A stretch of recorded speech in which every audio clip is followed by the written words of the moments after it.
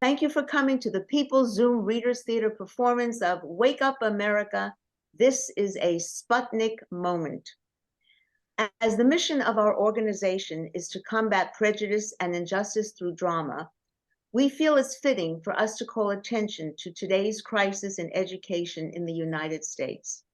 We hope you'll stay for our performance, which tries to represent the feelings of too many teachers and their families in America. And we hope you'll join us in our follow-up discussion and share your thoughts on the crisis and the suggestion that we propose. And now let's begin.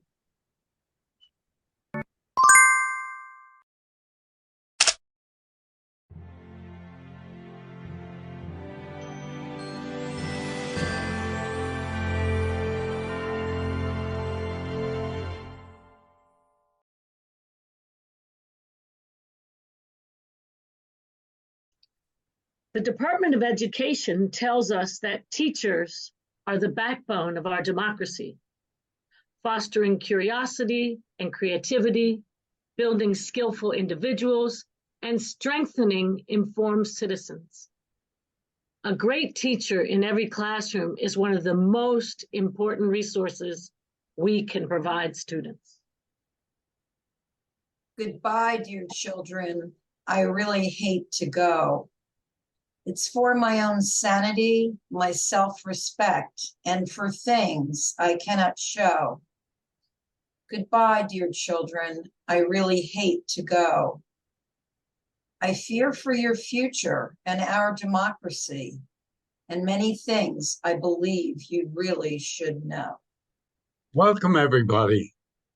I'm Kai Juarez, a reporter for the nation's future, and I'm covering a critically important meeting that involves educators from around the country.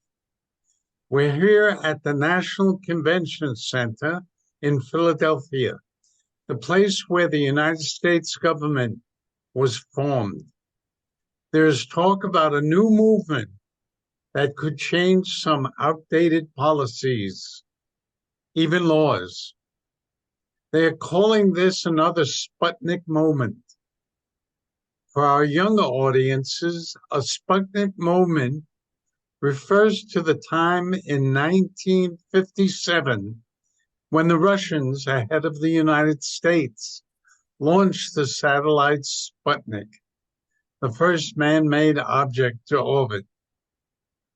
I'm Diane, Kai's colleague, and I'm happy to tell you that the United States responded forcefully to Russia's accomplishment. The U.S. government, which had been resisting the call for federal aid to improve education, gave in to public opinion.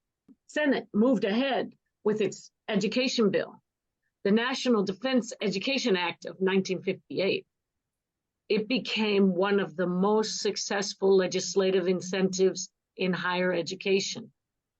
We're hearing today, this is another time when public opinion will have to convince legislators that changes in education are required. What's the urgency of now, you ask? Here to tell us is Jackie Sweeney, Associate Head of the Philadelphia Teachers Union. Thank you, Kai and Diane. Very simply, here's the urgency. 30 countries now outperform the United States in mathematics at high school level. Many are ahead in science, too. According to the Organization for Economic Cooperation and Development, among the millennials in the workforces of all the industrial countries tested, the millennials in our workforce, the U.S. workforce, tied for last on tests of mathematics and problem solving. We now have the worst educated workforce in the industrialized world. Because our workers are among the most highly paid in the world, a lot of Americans are uncompetitive in the global economy and uncompetitive against increasingly smart machines. This is a formula for a grim future. As educators, backbone of a democracy, we realize we have to awaken the American public to the urgency.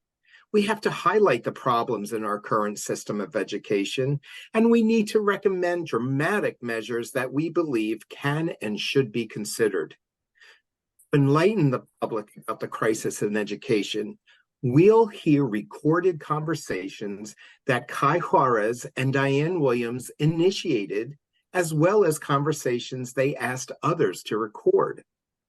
These are conversations with the people in the trenches, people who have been doing their best to prepare our country's children for a productive future. Teachers.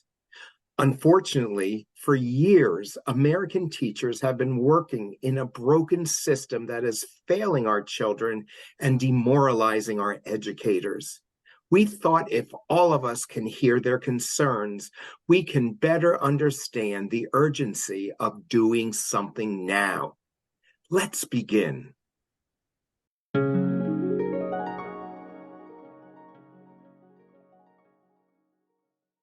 Thank you for meeting me. Glad you suggested it. Wang, you seem really down. What's up? I'm having nightmares again about going back to school. Really? I know things weren't so good last year, but I thought by the end of the term you were feeling better. Truth is, just relieved that the end was near. I thought I was going to have a nervous breakdown. Had to see a therapist over the summer. I was constantly anxious, and to be quite honest, I was angry, and I still am. Angry? Yes, that the powers that be were doing nothing to support us. I never knew from day to day what to expect from students who were out of control, and from parents who were unhappy and blamed me for everything. To make matters worse, I never felt healthy or secure in the building I was teaching in. I thought the building was supposed to be renovated. Supposed to be. Ha! That's a good line. So much was supposed to be fixed. But like the building falling apart, so was the discipline with out-of-control students, and nothing concrete was done. I can't imagine teaching under those circumstances. You said it, but you know what's even worse? Sadness. It's just impossible for our students to learn under these conditions. I'm sure that's true, but at least your students are lucky to have you.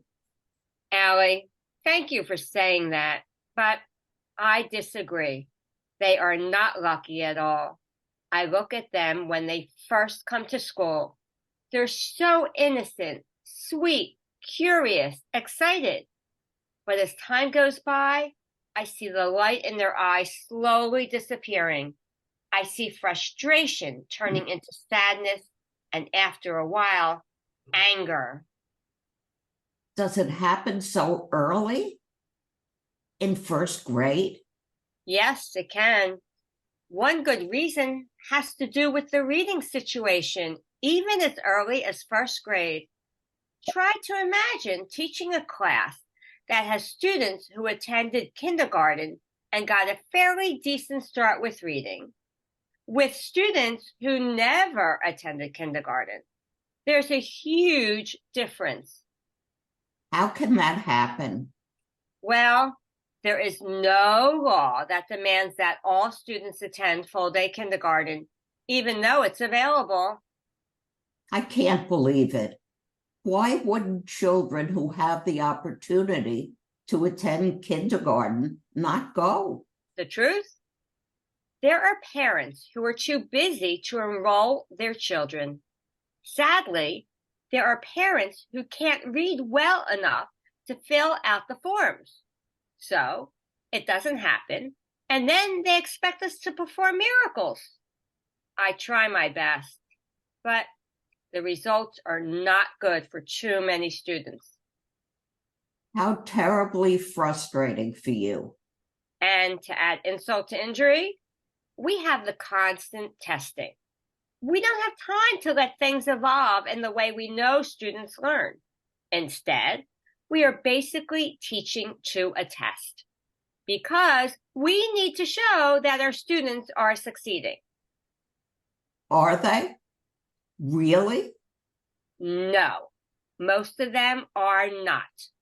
The grading shows that many students in first grade, mind you, are already failing. They may not know exactly what the word failure means, but they're smart enough to know they're doing something wrong. Surely this is no way for students to feel, no way to encourage them to come to school. You're right. They come to think that learning is a burden. Isn't that crazy? At this age, learning should be fun. But as hard as I try, I can't seem to make it fun. Not under these conditions. Isn't there any way? How? When you're given marching orders and told to follow the curriculum and then test to see how unsuccessful you are? What a joke. It's a terrible joke. What about help outside of school? Too many can't get it at home. They can barely survive at home. Most of the time, parents are too busy working 2 jobs. My guess is that many parents are just too tired to help their children. It sounds like a no-win situation. You're right, especially when you consider the fact that for many children, the neighborhoods are downright dangerous. These little innocent children see so much that is scary in their homes and in their streets. It must be very difficult for them to concentrate on anything you're trying to teach when they are filled with fear. You are right. Heck, I'm filled with fear. Sometimes I can't even concentrate on what I'm supposed to do. I don't know what to say. Who can blame you for being angry? I know you have issues where you're teaching in the burbs, but no, everybody is feeling the loss of time because of the pandemic and trying to teach remotely. Yes, with regard to the pandemic, it's been challenging for all of us. But clearly what you and your students are dealing with is beyond anything I've had to deal with. It's true.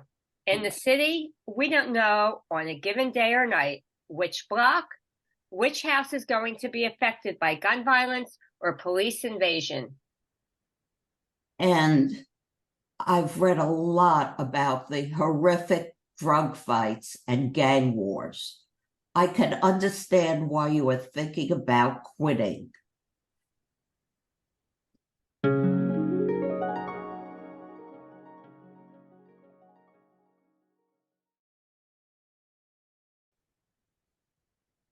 Dad, did you sleep last night? I left you like this when I went to sleep. This situation is ridiculous. This can't go on. I'm sorry. I had a lot of essays to grade and lessons for tomorrow. I wasn't happy with the way the text was introducing the subject. It nearly put my students to sleep. It kills me to see such disinterest in something that I devoured when I was a student. I couldn't wait to come to class to discuss the next chapter, but it's not happening now. I know, Zach. I totally get it. But you're making yourself sick. Sleeping only a few hours a night can't be good for you. Morning. What's up, Tommy? You look upset. I don't like to complain, Dad, because I know you're doing your best, but you don't have time for us anymore. I wanted to talk to you last night about something important, but I could see you were too busy. And it's pretty much the same every night, preparing for the next day, and then on the weekends, you're tutoring. I really wanted to talk to you last night, Dad, but Don't we count anymore? You're right, Tommy. Of course you count. This is not a life. That, Tommy's right. I know how much it costs in time and money for you to get your teaching degrees and certifications.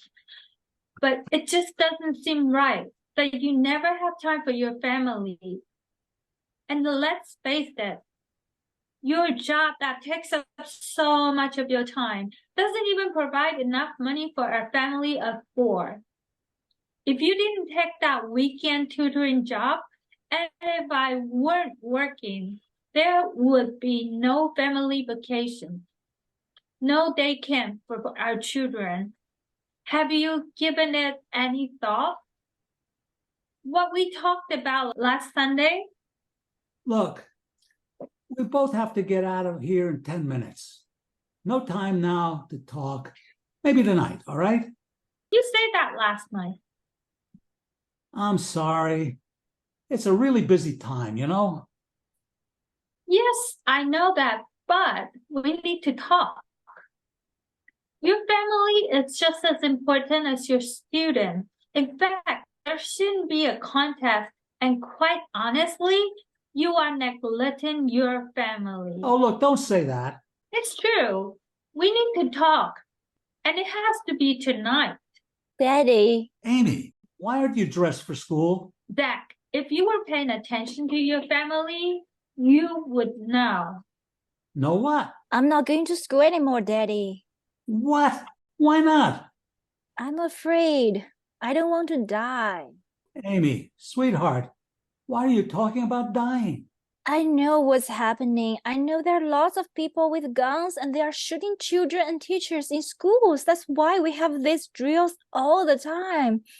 I'm afraid to go. I don't want to go anymore. So what do you say to that?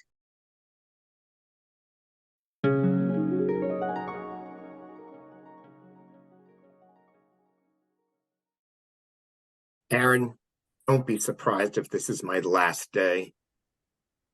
What are you saying, Luke? I don't care what the law is. I'm not ashamed of who I am. I'm not ashamed that you're my husband, and I'm certainly not ashamed for 2 beautiful children. I refuse to hide anything about our family. I'm proud of what we've accomplished together, and I'm determined to be supportive of anybody who needs my support, especially my students. Are you talking about Jose? You've mentioned he was asking a lot about your pride stickers and your rainbow bracelet. That's right. And I'm not going to let Jose think that all of a sudden there is something wrong with being gay, especially if he is exploring his own sexuality. You don't know what's going on in his home. You don't know how his parents feel. You're right, I don't. And frankly speaking, I'm much more concerned about how my students feel. I need to let him know that being gay is not a crime. If Jose has questions, I can't live with myself if I can't sit down with him and talk. He needs to be able to ask me anything he wants. He could have many questions that are keeping him up at night. And if I want to give him a book that helped me when I was his age, no one's going to stop me. There's nothing more terrifying than feeling you are all alone. I know how that can feel. I'll do anything to prevent a student of mine or anybody else from hurting himself or worse. You know what'll happen if someone sees or hears you? They'll say you're trying to indoctrinate your students, make them gay. What nonsense. What's wrong with these people? We all know you don't make people gay. Thank God most of us educated people move away from that notion years ago. I hear you. I can't believe it's becoming a crime for a teacher to show his students that he cares about them. When did it become such a crime to give a student a book to read? We're beginning to sound like Nazi Germany. This censorship business, this book ending in 2023, it's crazy. No question about it. We've gone backwards. Well, let's give credit where credit's due. Surely this Moms for Liberty organization is helping to take us backwards. True. It's such a dangerous right-wing parental rights group that's trying to take over school boards in multiple states, Florida and Pennsylvania for sure. I can't believe in this day and age that these people are opposed to instruction on systemic racism and gender identity in the classroom. But this is the reality. I read that their ultimate goal is to overhaul education infrastructure across the country. And the lawmakers in these states are becoming complicit. They're supporting this craziness. The tragic thing is, those Moms for Liberty have no idea how destructive their policies are. And the lawmakers don't care as long as they get their votes. I was shocked when I learned how easy it is for these moms to cause such damage. One parent objects to a book like Are You There, God? It's Me, Margaret, because it contains content that is truthful and sexually explicit, and that it's banned. Why? It's a very popular and instructive book, especially for adolescent girls. Why are they so afraid of this book? Did you hear in some places they're now banning a book because there's a politically incorrect word, as in To Kill a Mockingbird? Yes, we all agree this word is definitely offensive, but it's in the book for a reason. This book clearly shows how terrible racism is. Why are these parents so afraid of the truth about race, diversity, and sexual gender identity? Good question. We all need to learn from the truth. I can't even imagine the misinformation that's available on social media. We need to counter that rubbish. Don't these women and their supporters realize they're hurting their children and hurting ours? We're not preparing children for the real world.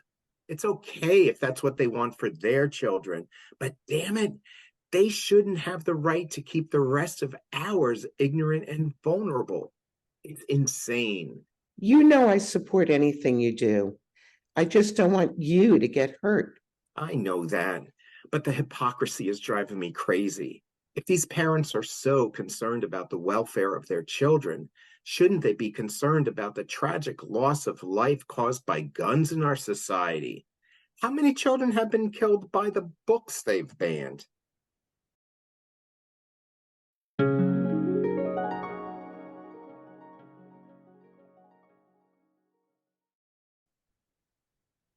I'll be damned if anybody will stop me from teaching my students the truth about the destructive effects of systemic racism. They need to know how redlining created segregated and depressed neighborhoods and how they resulted in limited school funding and resources. That's right.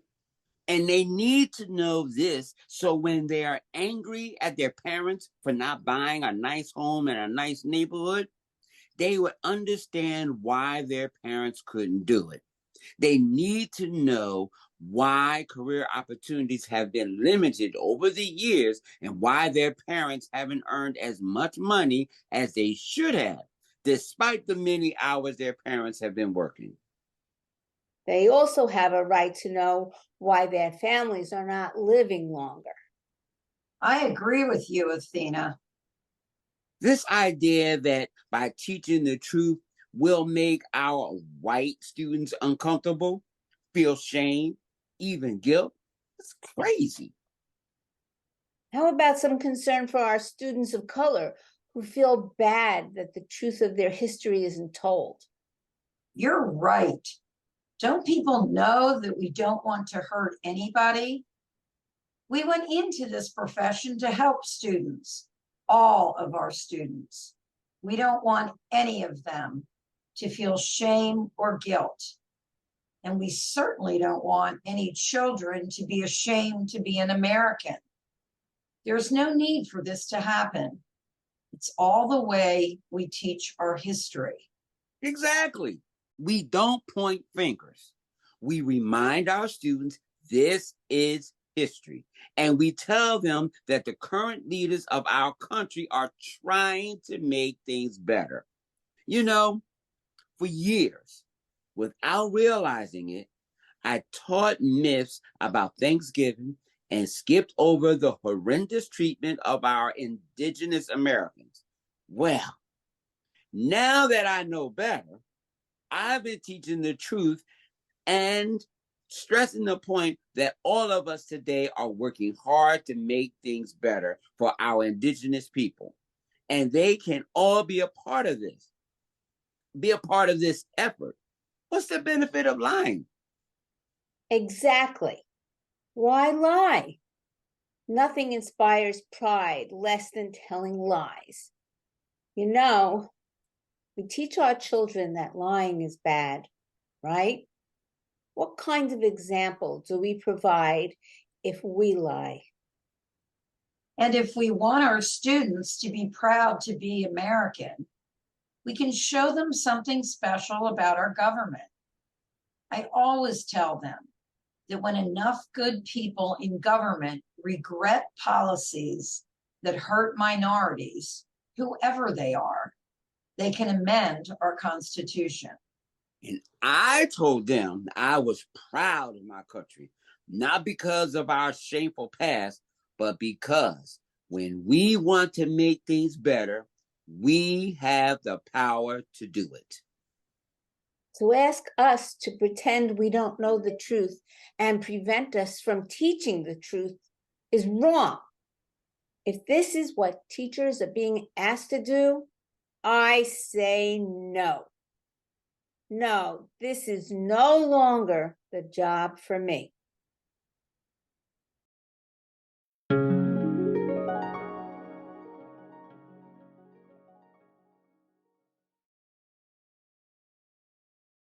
I've heard about many problems with the inner city schools today. What's on your wish list? What changes do you think are necessary? We need teachers of color in the inner cities. Our children of color need to see representation in our schools, and they need people who share many of the same concerns that the parents of their students have. Perhaps they can help our young children in ways that those of us who are white can't. I'm sure you're right. But how can more of these very necessary teachers be hired if fewer people of color are majoring in education? I've heard you also need more men in the classrooms, and that this too is a problem. The truth is we need more diversity of every kind. This is precisely why we need to call attention to the crisis in education today. Let's be honest. Why should anybody, regardless of color or gender, want to major in education when teachers are poorly treated and poorly compensated for their education, their knowledge, and their time? And why should anybody be expected to teach in unsafe environments? I hear you.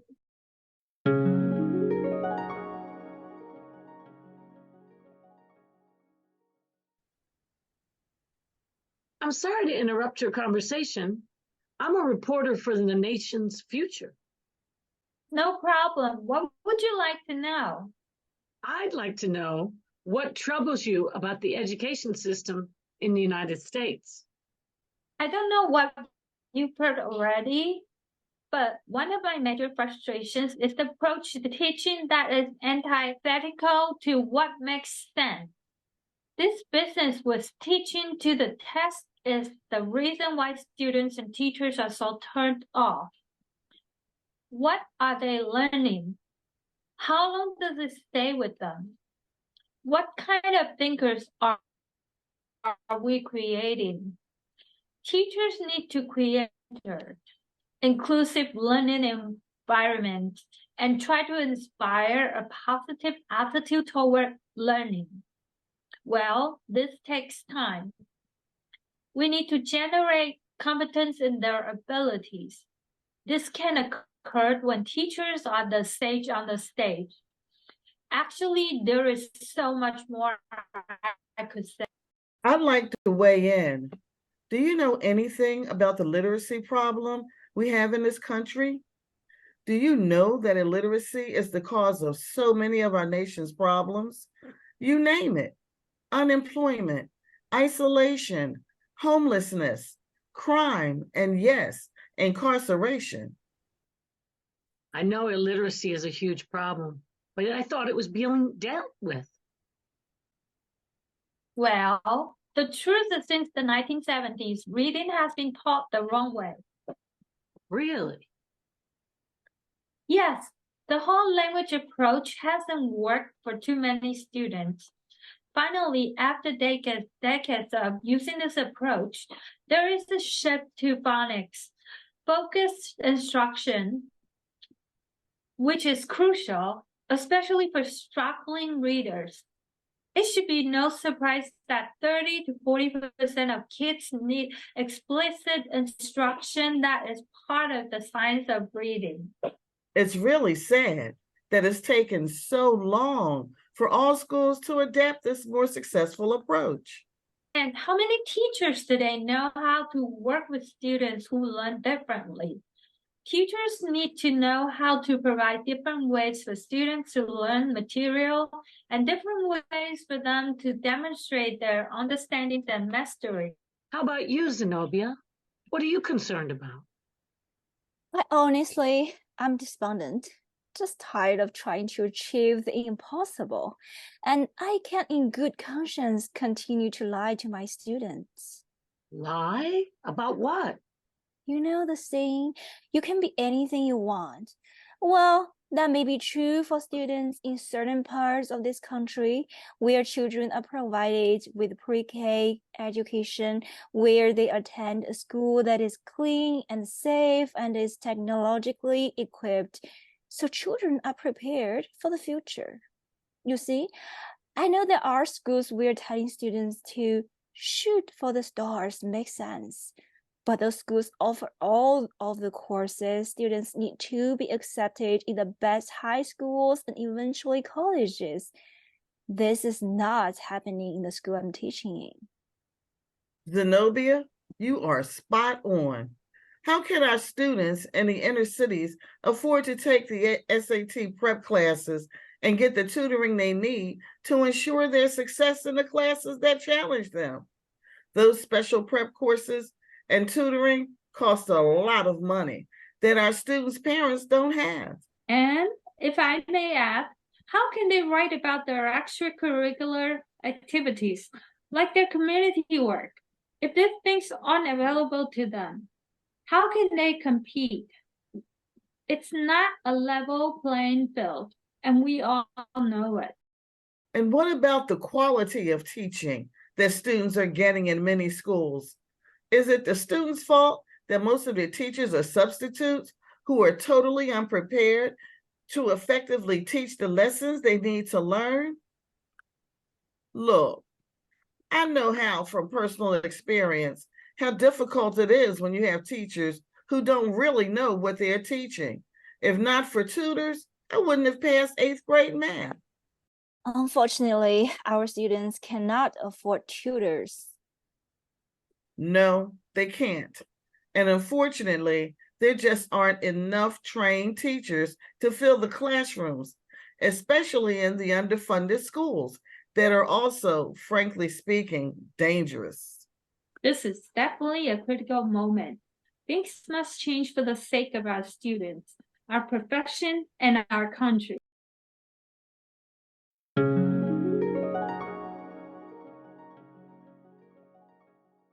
Zach, can I talk to you for a few minutes?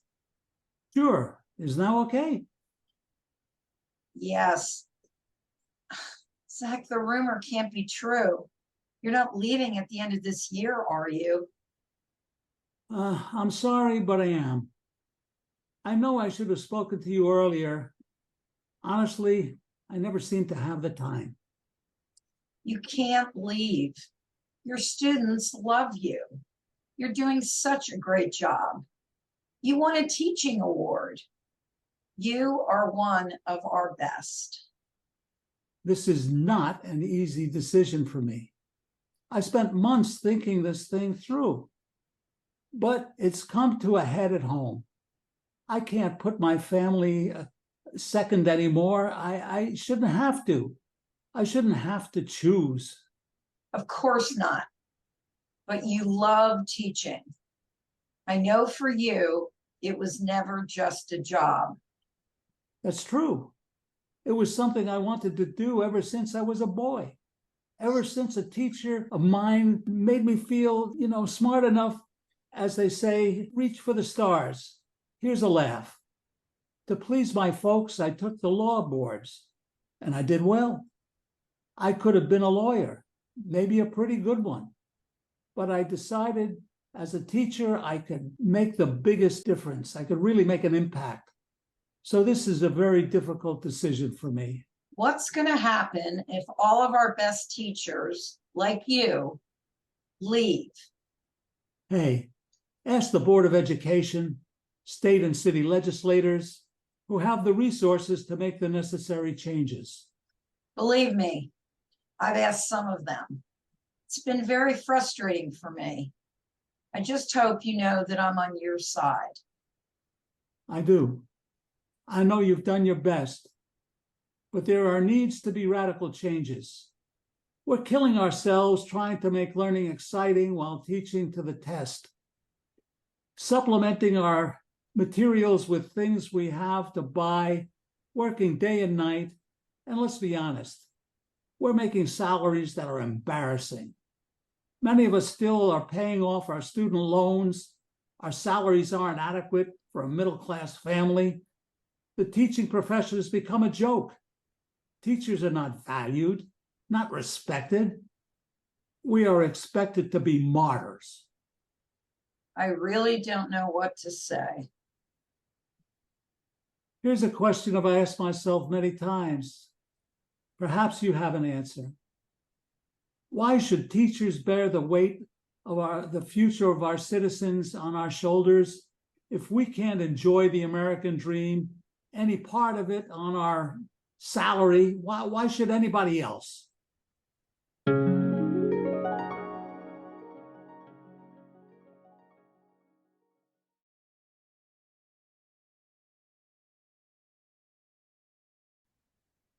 We are grateful to all the people who spoke in the recorded conversations.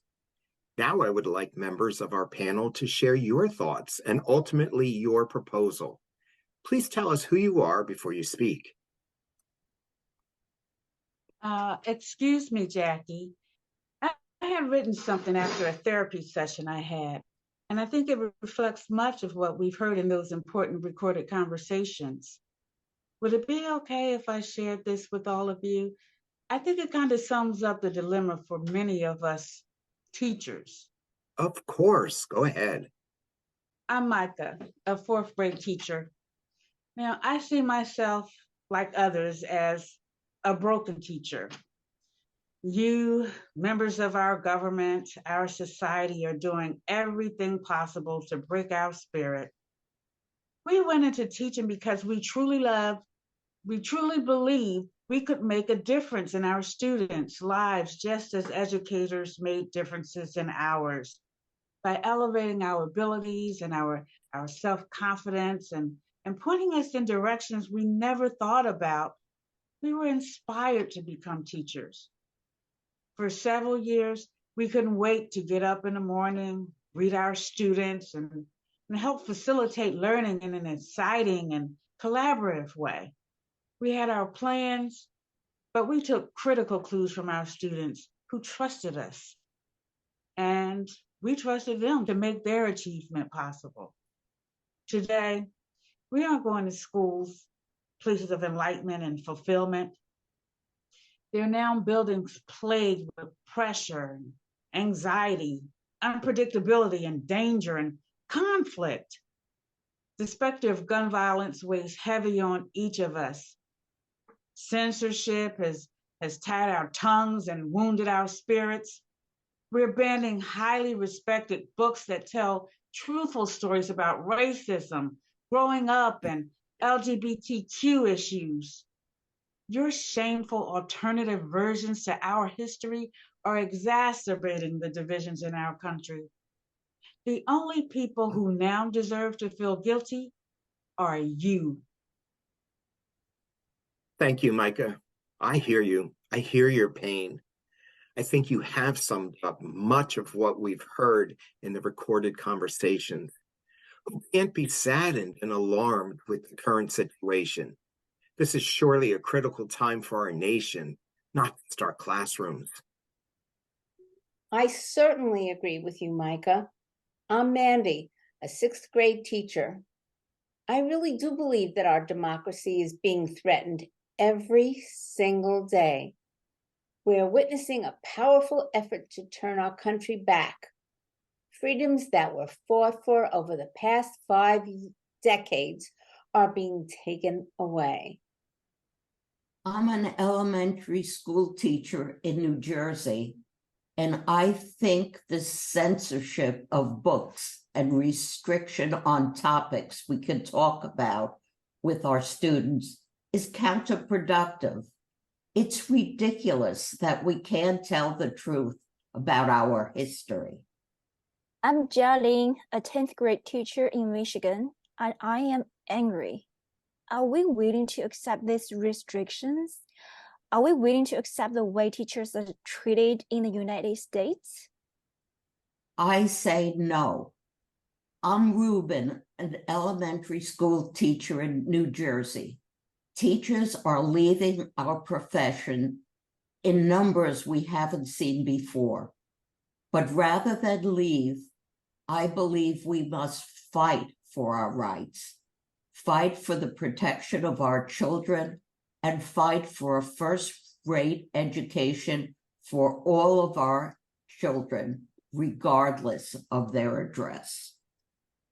And we need to fight for a system of education that can truly sustain our democracy.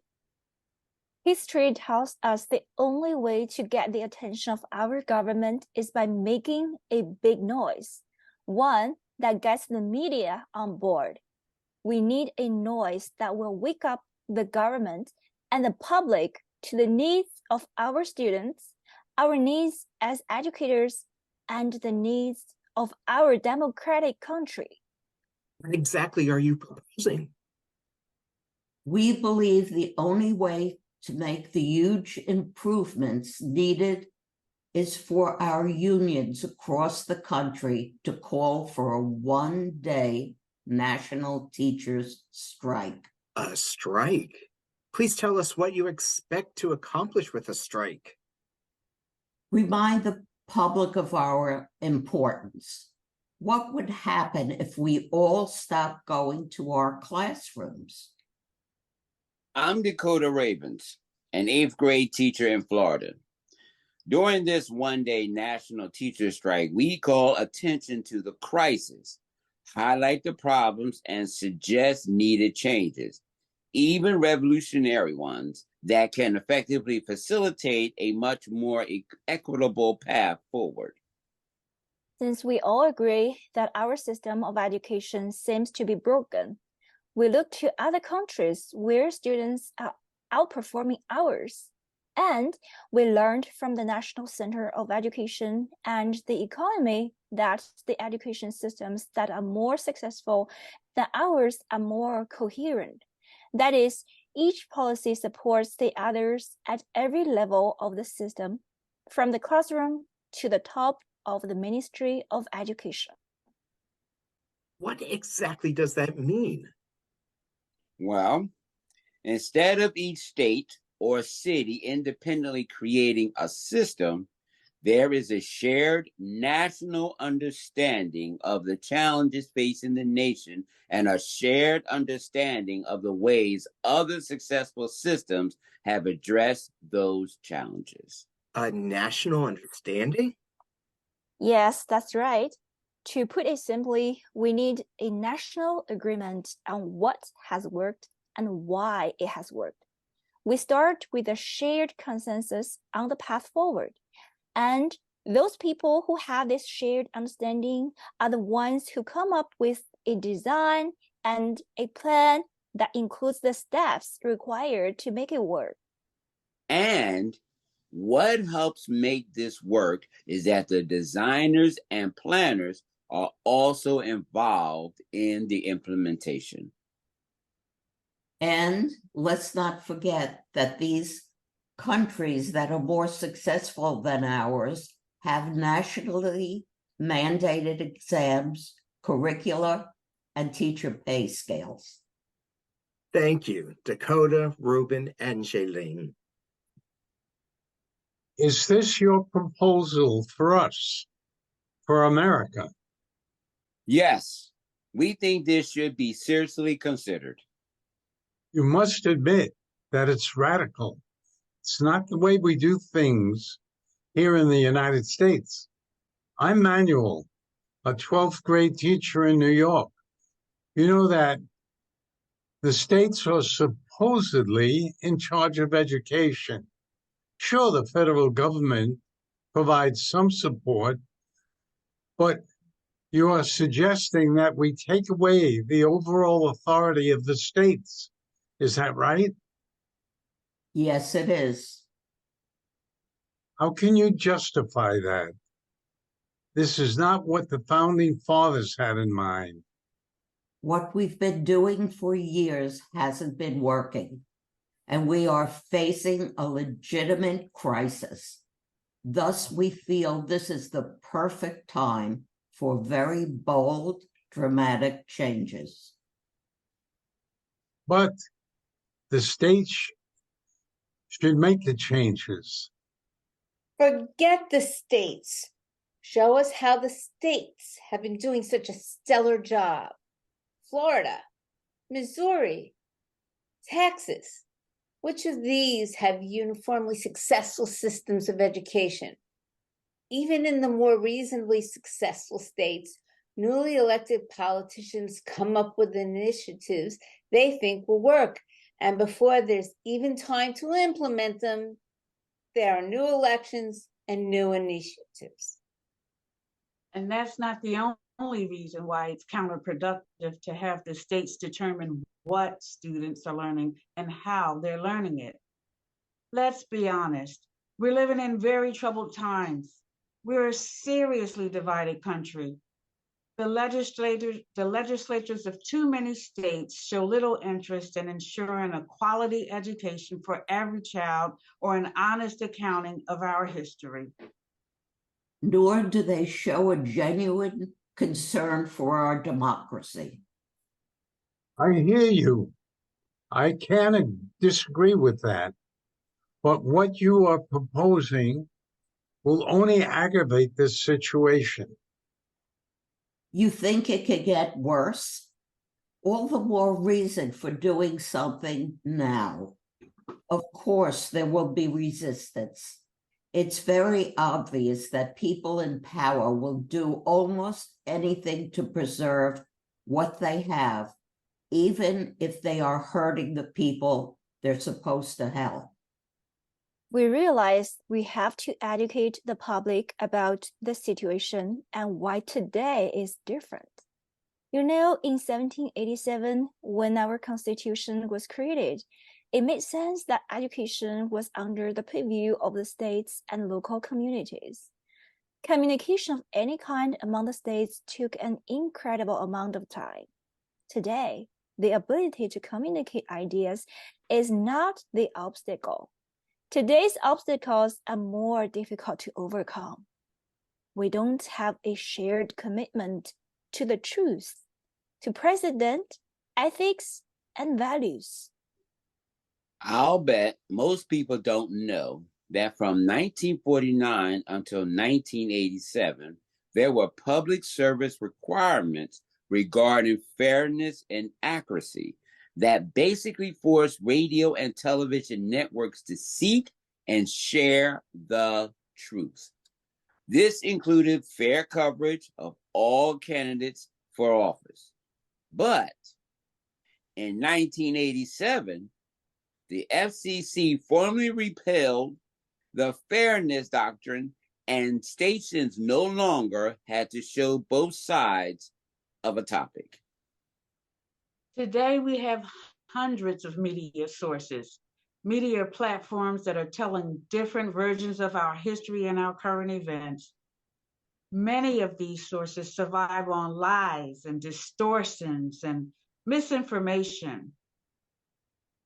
I can't disagree with you, but You have to admit, because of the spread of misinformation, we can't possibly make wise decisions about our leaders or take informed positions on national and international issues. So you see, if we can't depend on the media anymore, and we can't depend on our legislatures for a shared truth, we must change our approach to education in a revolutionary way. Don't you see it? It's the only way we can save our democracy and effectively educate our society. And we have no time to lose. We need to ensure that all of our children are getting an excellent education.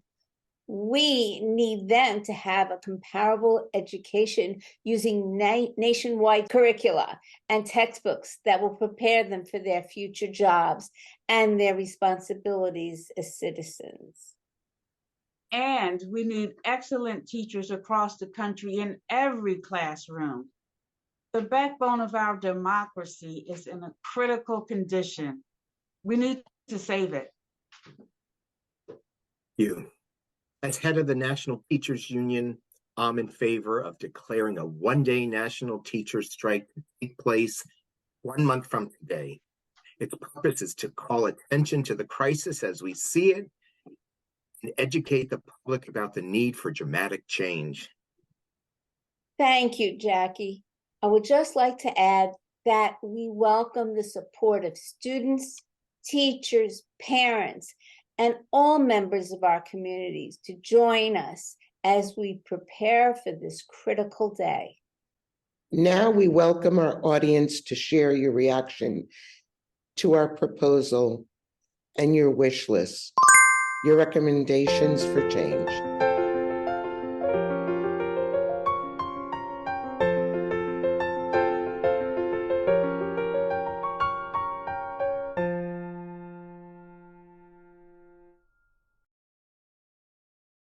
We welcome all of you who are here tonight to tell us what you think about what you heard, your experiences if as educators, parents, and what you think about our provocative suggestion for saving our democracy. Is everybody unmuted? There we go.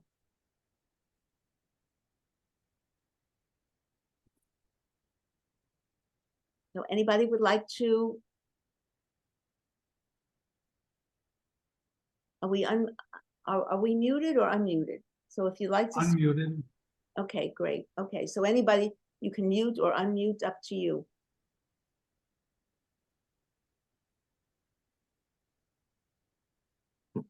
Anybody would like to speak? Well, I think a one-day teacher strike would be a very bold and probably make a great impact on what people learn about the Department of Education and, what teachers are going through. So I don't know how great of an idea it is, but it would truly send a message. And maybe that's the message that, the legislators need at this time. Thank you. Yeah. Other thoughts? Well, I'll say something. Well, first of all, congratulations. This is you have another wonderful script, and it's the troupe of you that has performed before and gotten me thinking about so many things, has done it again. So it's good to see and listen to your voices, and on this really serious topic. I'm a teacher. I worked in ESL education at the university level, but I've done a lot of observation of ESL programs in public schools. Well, maybe not a lot, but for a number of years in public schools. First of all, I love the idea of a one-day strike with some clearly articulated goals, or just things to make the public aware. I think as you were talking about the issues of the danger, I mean, the conditions of teaching, the disrespect, the poor salaries, the expectation that teachers should solve the democracy crisis without any action on the part of our legislators is just disgraceful. It really is disgraceful. I have less confidence in a national response, I think, because of the No Child Left Behind Act that for 15 years was a federal law and had some really bad consequences of penalizing the schools that didn't show adequate progress, in large part because they were in poor areas, they had no funding. And I just think the punitive approach to No Child in No Child Left Behind was really destructive. So I'm not sure that in fact, right at this point, I'm not in favor of one national curriculum, because I don't trust that the most enlightened voices would create that curriculum. That's my fear. But we need to make schools safe, and just my deepest respect to the teachers that every day are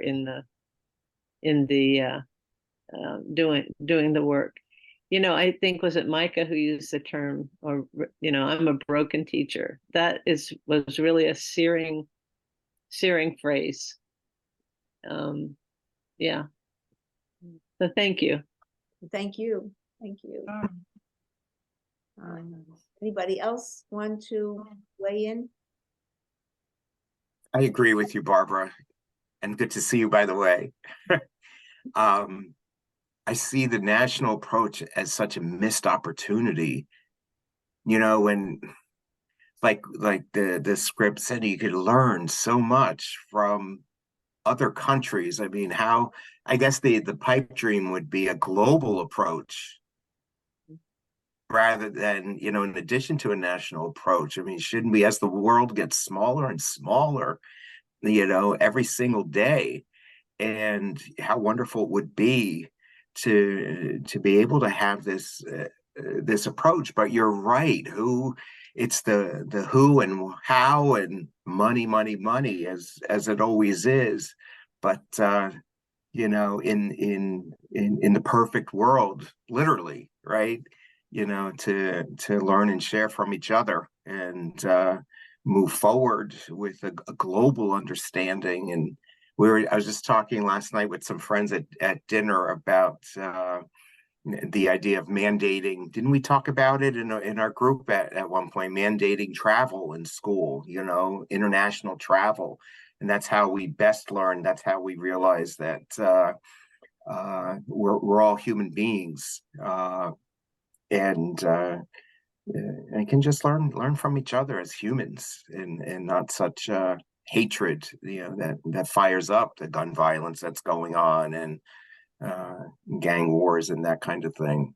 So my 2 cents there. Well, it's much more valuable than 2 cents. It's definitely $1 million. Yeah. And anybody else want to share an experience or weigh in on things that you heard? I think one of the problems is that when you call a national strike, you run the risk, number one, of punishing the parents, many of whom have to work, and staying home for a day means that that's a loss of income for them. And it could be something that would in part backfire on the, of the aims of the strike. That's number one. Number two, I think that there's an issue in that, to look at all of these things we've raised and to, ask the federal government to act on them is very difficult because, things happen a piece at a time with very, very direct and well-articulated goals. And I think from a legislative point of view, you need to separate these things out and address them one at a time. Otherwise, it's going to be so difficult to get everybody on the wagon to sort of push in the same direction.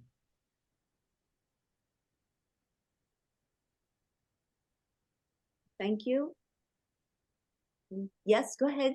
I think the shortage of teachers is also a big issue because teachers are badly treated and also the salaries are relatively low. They do not reflect the teachers' education and responsibilities at all.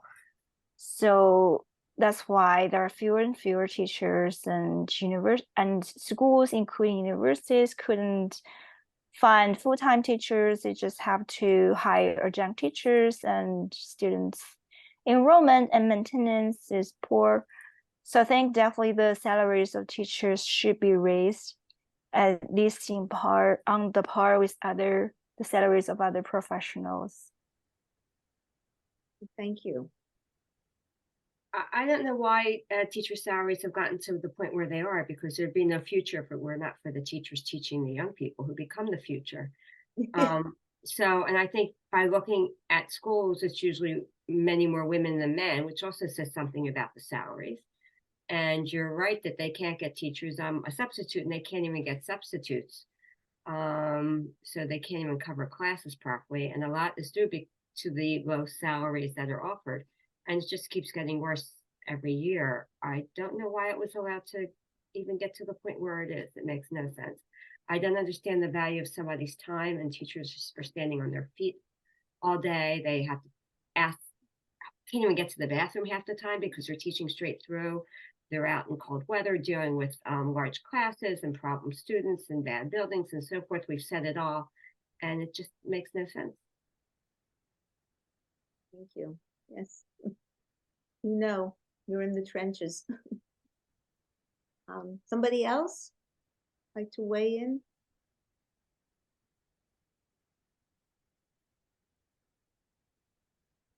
Yeah, go ahead, Yvonne.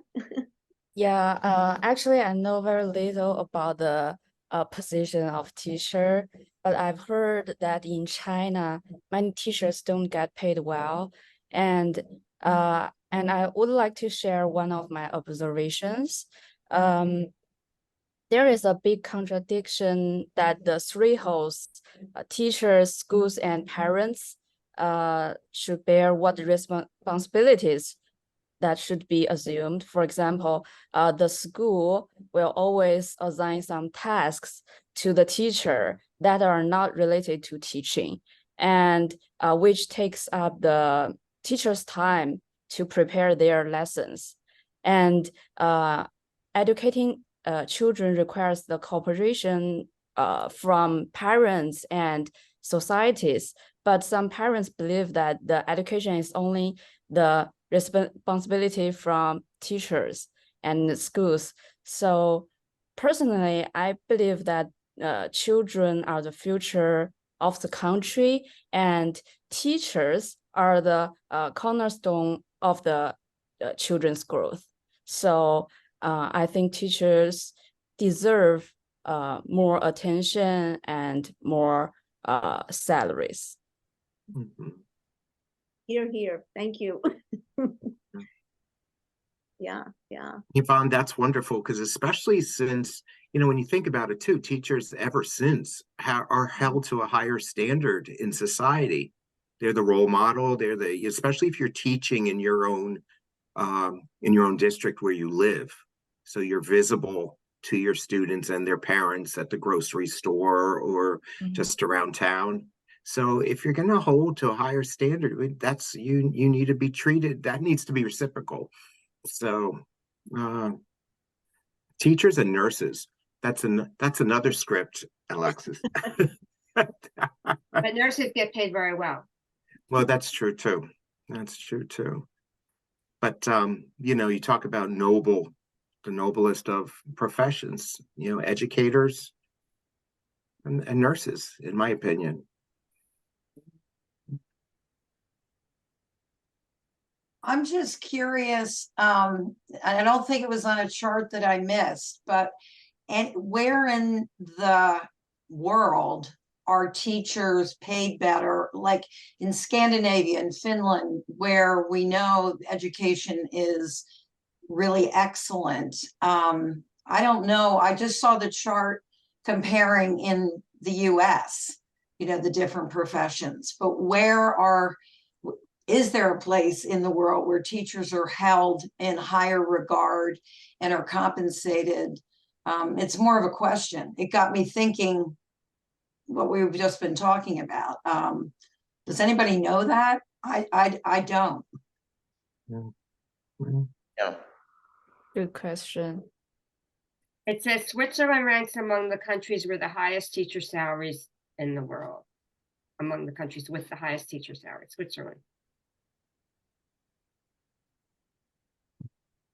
Thanks, Amy. I could have Googled that in my. Well, I just did. Also, Luxembourg. So in China, I know teachers are highly respected, but from what you know, are the salaries equal to the respect that they receive? Or is it just talk? I think it's an average level or lower average. Most teachers must be that, but if you say that top teachers or that's another story. Oh, okay. Yeah, being a teacher, particularly in high school, is very tiring because of this national exam. So it's super tiring. But as far as I know, because I haven't been to China for a long time due to the pandemic, but I don't know, correct me, Yvonne, if I'm wrong. At least I don't think there's kind of like shortage of teachers in China, right? Do you think there's a shortage of teachers as well in China? But here it's very bad, right? Because China has lots of people, so I don't That's think true. That's true too. Big issue for us. That's true, yeah. Yeah. That's why, because there are many people to like require a job, that's why they might have the lower salary. Yeah. Yeah. And where was the higher salary, Amy, that you just found? Was that Switzerland. What state do you think pays the most for teachers? Which pays the most? What state do you think pays the most? Isn't it California? California. It says New York. New York. Okay. Would be my second choice. Yeah. But just to go that, and that's an interesting point, because teacher salaries really vary by the school district, even around, say Pennsylvania or Philadelphia school district versus Bucks County school districts, or Council Rock. So I think the point, this is the value of something like a federal approach to education, or at least a statewide approach. It's the inequality of the funding of teachers, the inequality of the materials and the classrooms, the safety conditions. This is what is so painful to see because of segregation and because of neighborhood segregation and different wealth levels. We've got such different school districts. And that was just today. I went up to my neighbors in Philadelphia, moved up to Central Bucks, and we went to a family concert with the Bucks County Symphony Orchestra, and the violinists from the Central Bucks, children violinists. It was like being in a different world of funding, a different world of facilities, and it was 25-30 minutes away. That isn't fair. And that is, that's the value of some more centralized approach, but maybe, that's a tax-based issue or something else. We need a new approach for that. What And I it- hear you suggesting is a civil service system, like you Okay. have in the federal government, where, you know, you have different levels of civil service, and you can qualify at different levels. And as you improve, you know, your salary improves across the board. It's the same for everybody. This is, you know, been in place in, well, not only at the federal level, but, you know, states use the civil service models as well. And that seems to be what you're suggesting, or what's being suggested here. So you would That's need. very interesting. Yeah, I see taking the payment of teachers outside of the school district. That's right. You know, and you would have a nation, just like the federal government has a civil service system that's nationwide, you would have the same kind of thing, you know, for teachers.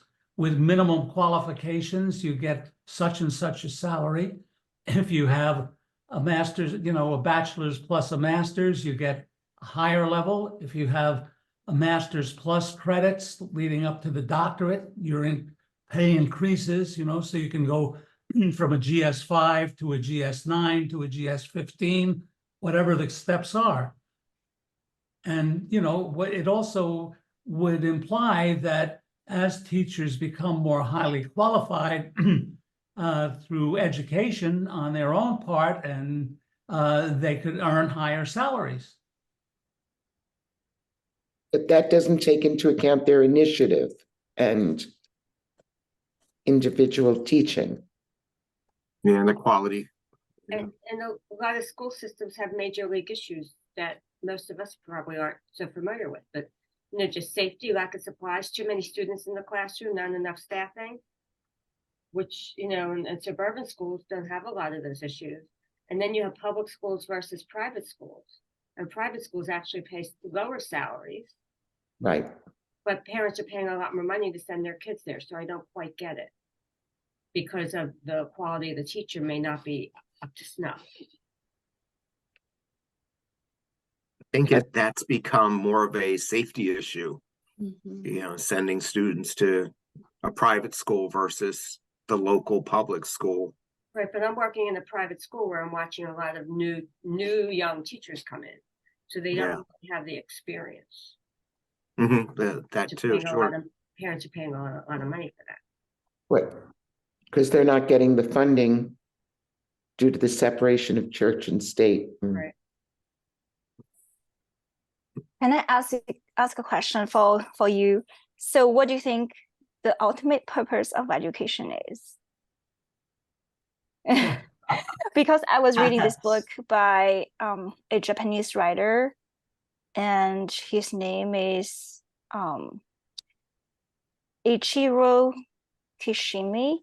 So he wrote like several books, including The Courage to be Disliked and The Courage to be Happy. So basically the book is based on the work of a philosopher called Alfred Adler. So basically they claim that the purpose of education should be self-reliance. So I feel like I think it makes sense, because I feel like the current issues in the modern society, including hatred, violence, and even some mental issues, I think all has to do with like somehow improper education. It's like the students aren't educated in a way so that they can be self-reliant or self-independent. So I don't know, like, what's your opinion on that? What's the purpose of education? So that, you know, we can have like more, like happier life and better society. But I think there's more to education just in the classroom. A lot of it's what happens outside the classroom when these kids get home, if they have a home. A lot has to do with how the children are raised at home, not just what they learn in the classroom.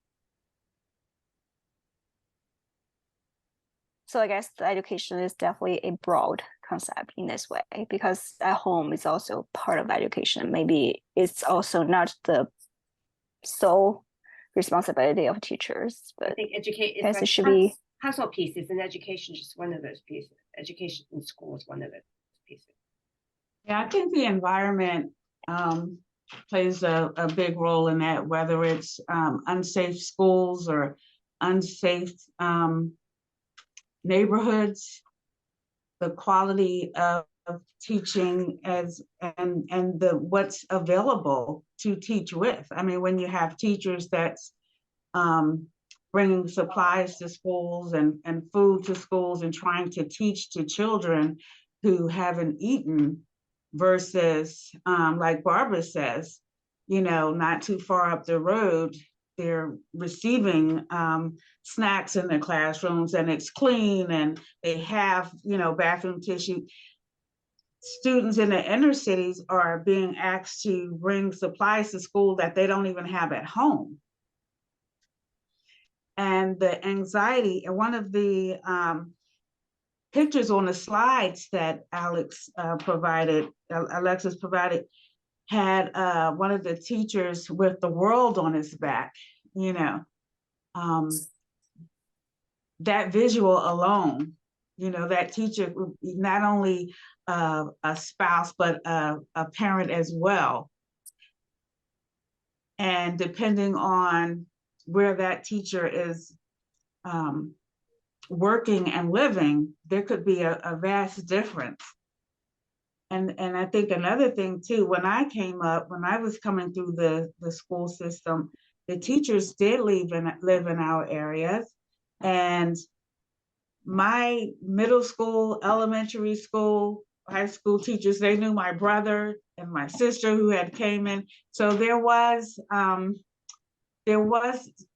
a connection that I think may have promoted that desire to hang in there a little bit. And then it was more respect too, because that teacher knew our parents. And so, you know, we were cutting up. So when we start breaking all of that stuff down, and then when we, you know, use the term the system, I think all of those things like the red line and the, you know, the spike, all of those things go into play.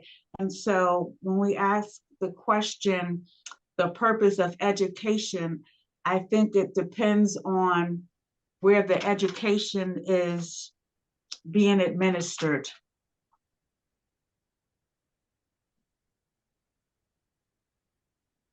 Yeah, in a way, it seems, you know, thinking about the purpose of education, maybe somebody, well, I think the work of Adler, he was, if I understood Joshua and what you were saying, that this book was written about, Adler was a Western psychologist, psychiatrist, but I would think self-reliance is something that in the United States, we almost take, I don't want to say we take it for granted anymore, but almost, I think the purpose should be more care for each other, care for the community. Mm-hmm. That's been broken down. We have so much individualism and so forth. So, you know, self-reliance of the individual, but also care for the community and understanding one's role in supporting the community. I think that also should be a purpose of education. And, you know, even more important today, though, is the fact that we no longer have small communities, we have a global community. And with all the technology we have, you know, you have to look at a redefinition, I think, because the context has expanded markedly, and globalism is, whether we like it or not, is here to stay. I'd like to raise another issue, which I focused on in the script, and that's my concern about the truth, alternative truths, misinformation. I mean, so much has changed because of social media. And I think it's one of our biggest problems, frankly. Right now, even with regard to what's going on in the Middle East, it's to me, it's very disturbing. And when I did my research, I found it so fascinating. It was a reminder of when I was younger, that there there were rules for television and radio. There were concerns about this, but as soon as the networks turned completely into entertainment mediums, that was lost. And so anything goes. I still wish they would have these, remember the Pinocchios? That if there was a debate, you could have these one Pinocchio, two Pinocchios. That means how many lies we're hearing here. So I guess that's one of the reasons why, again, I thought this national approach where we come up with textbooks that people on all sides can agree on some idea of what truth might be, but it's just getting absolutely frightening that you can have states where they completely eliminate the teaching of certain issues and eliminate certain textbooks that they don't like, that don't support the conservative views. I'm petrified of the future. I personally do not think that Donald Trump is going to win again, but God forbid if he does. That's all I can say. And how quickly things can change when you elect a totally Democratic board and they come in and change it back to the way it was, like in Bucks County. But you have another problem. You also have AI. Soon you're going to have no truth to anything because students won't have to write their own college essays. They don't have to write it, fill out exam essays or anything. There's going to be no truth to anything. Nobody's going to know where any information is coming from. You know, I taught in a very small town in Mulberry, Indiana, a very long time ago. And the textbooks were from the 1920s. I'm not that old, but the textbooks were from the 1920s. They didn't want to talk about the United Nations. They wanted to talk about the League of Nations, which didn't work out. So they would never, ever agree on a textbook that big city schools would want.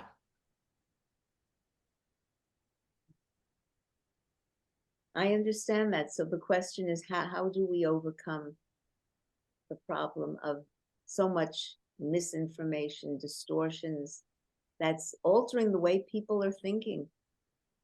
I mean, how many young people are reading books, reading newspapers, editorials? They're just getting it all from Twitter and well, I don't even think Facebook anymore. And we know how much is wrong that's on these platforms.